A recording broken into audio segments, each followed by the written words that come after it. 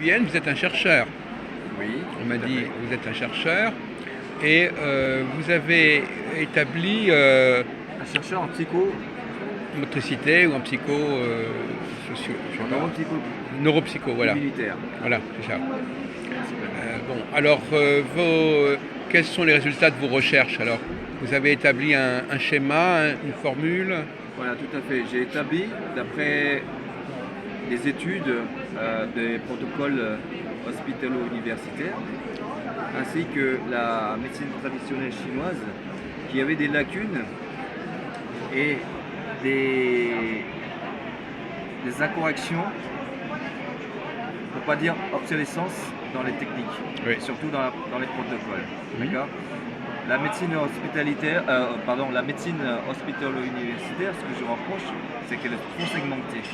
Donc quelqu'un qui a une douleur aiguë ou qui a un cas d'urgence, type AVC, type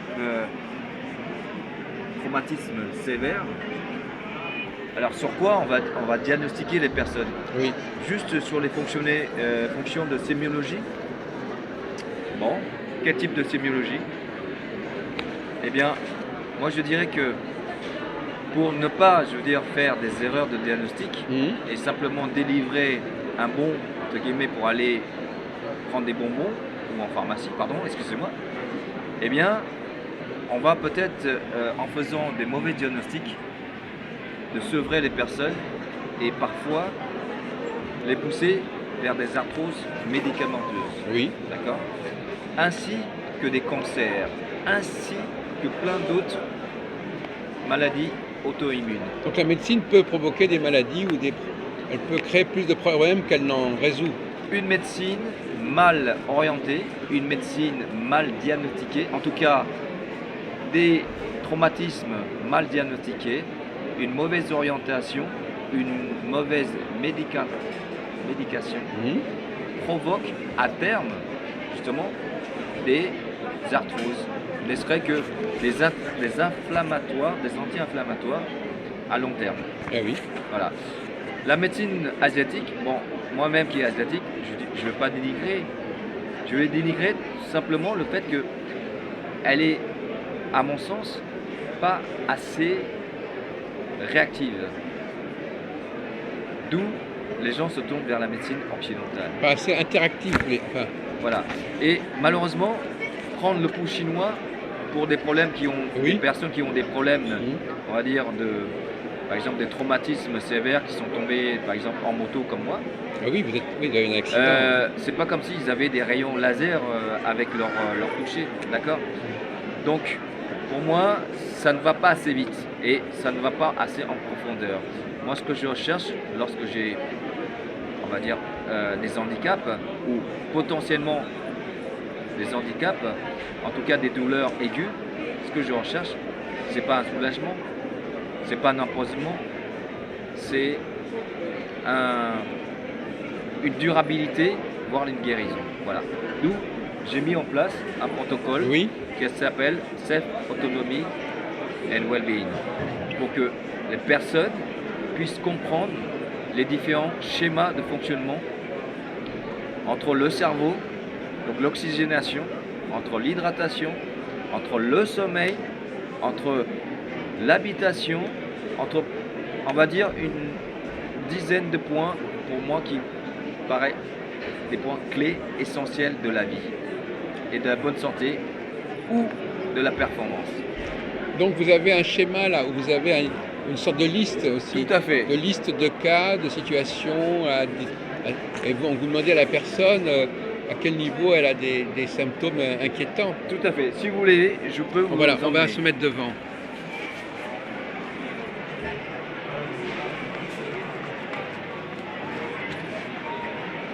Voilà, alors donc voilà. Alors maintenant, comme je disais, pour moi, avant d'orienter les gens sur une quelconque thérapie, que ce soit une thérapie mécanique, une thérapie à base de plantes, etc., etc., le plus important pour moi, c'est de faire un bon diagnostic global, d'accord, que j'appelle autonomie et well-being. Voilà. Donc, le point de départ, c'est le cerveau, c'est le vaisseau amiral. Hmm. D'accord. Donc, si on ne sait pas bien oxygéner le cerveau en oxygène, on a deux hémisphères, d'accord, eh bien, ça ne tournera pas rond. Donc, forcément, le système autonome, il va être complètement bloqué. Il y aura un Dysfonctionnement, dysfonctionnement. parce que il y aura, on parle de système autonome, sympathique, parasympathique. Mais le principal, c'est le système autonome. D'accord. On ne va pas rentrer dans les détails, on va poursuivre. Maintenant, une mauvaise hydratation, trop peu d'eau dans le corps, selon le poids, selon l'âge de la personne, selon l'activité de la personne, il faut que le niveau de l'eau soit bien, on va dire, maintenu. Et il faut savoir également quel type d'eau, est-ce que c'est l'eau froide, l'eau chaude, etc. Oui. Voilà. Maintenant, on va poursuivre également dans le repos du corps. Si le corps n'est pas, le mental n'est pas, on va dire, stimulé dans le sommeil, lorsqu'on va accumuler le stress, eh bien, en fait, le stress va s'empiler d'une journée à l'autre. D'accord. Donc, j'apprends comment mettre mécaniquement son corps au bon repos, à savoir la nuque, les cervicales, le bassin et les jambes. Maintenant, on va parler de l'hygiène bucco-dentaire. Oui. Alors, l'hygiène bucco-dentaire, c'est très important. Une mauvaise dentition, chaque dent correspond à un organe. D'accord. Si on voit qu'il y a des bactéries, les dents se déchaussent, etc. D'accord. Et malheureusement, ça impacte directement sur la santé de la personne à long terme. Oui. Maintenant, on va compléter, pour moi, où est-ce qu'on passe la plupart du temps. Malheureusement, chez nous. Ou bien heureusement, chez nous. Home, sweet home. D'accord. Encore faut-il savoir si chez nous, on a, en fonction du nombre de personnes qui y résident, Oui. assez suffisamment d'oxygène. Oui. Et donc dans quel cas, on va voir également, parce que les plantes poussent avec la lumière, l'homme croît et devient performant avec une bonne lumière. Donc dans quel cas, on va voir quel type de lumière, etc. à mettre en place dans son lieu d'habitation ou au bureau. Alors donc vous allez examiner tous ces aspects-là chez la personne ou vous attendez que la personne vous donne certaines indications? Ça ne se pose pas la question. Lorsque les gens viennent chez moi, eh bien, je passe tous ces En points-là au crible en point de vue. D'accord. Et bien entendu, il y a une enquête au niveau questionnaire, Oui. bien sûr, parce qu'il n'y a pas que l'observatoire, il n'y a pas que les points, on va dire, d'enquête, c'est une globalité de cause à effet. Et je dirais même que je vais demander des questions, poser des questions sur la période périnatale ou postnatale où les gens parlent de traumatisme intergénérationnel. Donc la personne ne vous dit pas au départ quels sont ses problèmes. Ah bah non, sinon ce sera trop simple. Voilà. Non, j'adore que les choses Voilà. se fassent au ressenti. Voilà, et c'est pour ça. moi, quand on est bon, Vous allez penser par vous-même, vous allez faire votre recherche sans, Dans être, un premier temps. sans être influencé. bien sûr, parce qu'en fait on le voit, l'état de la santé sur la peau des personnes, sur les yeux des personnes, sur l'éthique au niveau postural, etc., sur la démarche des personnes. Vous avez une lecture immédiatement de la personne. On a une lecture, on va dire une lecture On peut rien vous, psychologique. on peut rien vous cacher. Quand on est bon, c'est tout. D'accord. Donc, vous examinez donc par exemple l'hydratation, ça veut dire, par exemple, c'est pas simplement. Comment vous calculez, comment vous appréciez l'hydratation de la personne, par exemple? Alors l'hydratation d'une personne qui est bien, on voit tout de suite sur Oui. le peau d'une personne. Ah, c'est ça, Quand c'est vous la peau. Quand vous pincez la peau, par Ah, exemple, voilà. le pli d'une personne. La flexibilité, c'est-à-dire la souplesse de la peau. Elle revient tout de suite. Oui, Vous voyez au niveau des lèvres, tout de Oui. suite, elle est, on va dire, pulpeuse ou pas. Oui, oui, oui. D'accord. Et vous avez, on va dire, de la peau au niveau des cheveux, etc. Est-ce que c'est squam? Il y a des squams, il y a des. Des squams. Voilà. D'accord. Et la peau en elle-même, elle est, on va dire, blanche ou plutôt rosée, etc. Voilà. d'accord. Il y a des traits qui va faire qu'on voit tout de suite. Et alors, il y a quand même le problème du vieillissement. Quand on vieillit, il y a une perturbation qui se produit dans le fonctionnement. Il y a une oxydation, bien sûr, avec l'âge. Mais l'oxydation, je dirais plutôt, est due à à la maltraitance de son corps. Oui. C'est pas une question d'âge. Moi, je connais des personnes. Comme vous êtes très âgé, vous avez 70 ans. Non, je n'ai pas 70 ans, j'ai 46 ans. Oui. D'accord. Mais vous faites plus jeune que votre âge, par exemple, vous pensez c'est à vous de me dire, monsieur. Oui, d'accord. C'est à vous Non, de- non, enfin, en tout cas, c'est à vous on peut de- très bien empêcher le vieillissement, quelque part. Tout à fait. En fait, en maintenant la genèse, la renaissance des cellules passe d'abord par le cerveau.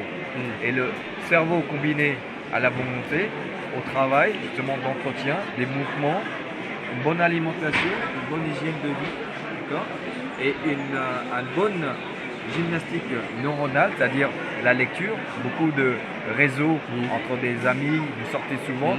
Donc entre deux personnes, je veux dire une personne qui reste chez elle, d'accord, pantouflarde, et une personne qui a beaucoup d'amis, qui bouge, qui a beaucoup d'activités, eh bien une personne qui est sédentaire à la maison, elle vieillira beaucoup plus vite. Oui. Et donc du coup, au niveau corporel et psychique, Un affaissement. elle a un affaissement tant bien physique, physiologique que mental. Oui. Et donc les personnes qui sont atteintes d'Alzheimer, pour moi, c'est donc des gens qui ont une petite gymnastique, qui ont en général, pour la plupart, qui viennent des milieux un peu défavorisés. Ah oui. Voilà, principalement. Et donc on peut se Ou régénérer. l'abus de l'alcool, bien sûr. Ah oui, d'accord. Bon, très bien. Bon. Possible. Donc le terme well-being, alors well-being, ça veut dire le bien-être en français. Autonomie, alors quel genre d'autonomie on peut obtenir alors finalement? L'autonomie, Parce que pour c'est moi, AEW. voilà, autonomie pour moi, en fait, lorsque vous avez appris les bases du fonctionnement de la vie, donc tout ce que je vous ai dit là, si vous avez un jour un rêve ou des rêves, vous pourrez tous les réaliser. Parce que lorsqu'on est bien dans son corps, on est bien dans sa tête, on organise mentalement pour que les choses viennent à vous et donc vous attirez les choses. Oui, oui. Voilà, que ce soit financièrement ou peu importe. Ah d'accord. Voilà. Ça c'est le côté je veux dire pas la mentalité chinoise, mais c'est l'idée que ça doit permettre d'améliorer sa vie, d'améliorer sa chance quelque part ou ses réalisations. Tout à fait. Pour moi, en fait. Par exemple, quelqu'un qui est en bonne santé, sa vie normalement doit lui sourire. Voilà, tout à fait.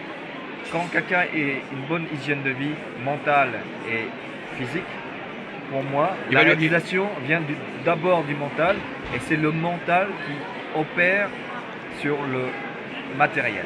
Donc c'est ça. Donc vous avez une conception de la médecine qui est très globale, qui touche à la fois au spirituel, au matériel, à l'argent, à la santé, enfin tout est lié. Voilà. Tout le monde a été millionnaire comme moi. On peut, bien entendu, la roue tourne parce qu'on a été dépensier, mais en tous les cas, on peut devenir millionnaire, d'accord ?